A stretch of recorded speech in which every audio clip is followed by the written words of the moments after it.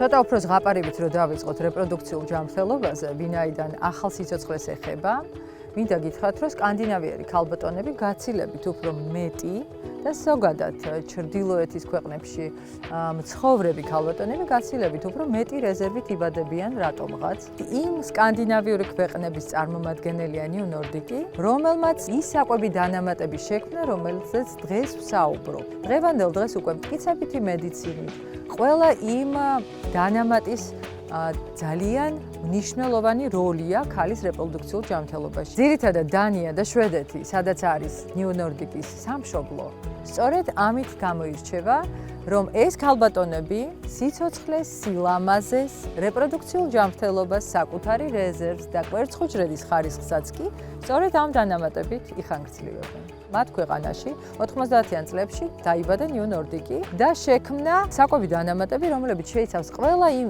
ინგრედიენტს, რომელიც გვჭირდება იმისთვის, რომ ვიყოთ ლამაზები, დავბერდეთ ლამაზად და შვილოსნობის უნარი შევინარჩუნოთ დიდი ხნის განმავლობაში. რატომ არის საქართველოსთვის ეს საინტერესო? მინდა გითხრათ, რომ საქართველო მიუხედავად იმისა, რომ სამხრეთის ქვეყანაა, ყველა ჩრდილოეთის ქვეყნის ქალბატონი რატომღაც უფრო მეტი რეზერვით გამოირჩევა ვიდრე ქართველი. შეიძლება იმის გამო, რომ ჩვენი ბიოლოგიური საათი გაცილებით უფრო თბილია, ნათელია და ჩვენ უფრო მეტი რაოდენობით კვერცხუჯრედს ვხარჯავთ ამ ცხოვრების განმავლობაში და შესაძლებელია ჩვენთვის ის სკანდინავიური ქვეყნების გამოცდილება გადმოტანილი საქართველოში შედარებით უფრო კარგი ბიოლოგიური აქცენტებით, ჩვენი ცხოვრების გახანგრძლივებით, სილამაზით, ესთეტიური სილამაზით და რეპროდუქციული ჯანმრთელობის გახანგრძლივებით იყოს ცნობილი. ნიუ ნორდიკს აქვს beauty in and out კონცეფცია, შესაბამისად ეს ძალიან მნიშვნელოვანია ქალბატონებისთვის, როგორც რეპროდუქციულ ასაკში, ასევე ახალგაზრდა ასაკში და ასევე, როდესაც ჩვენ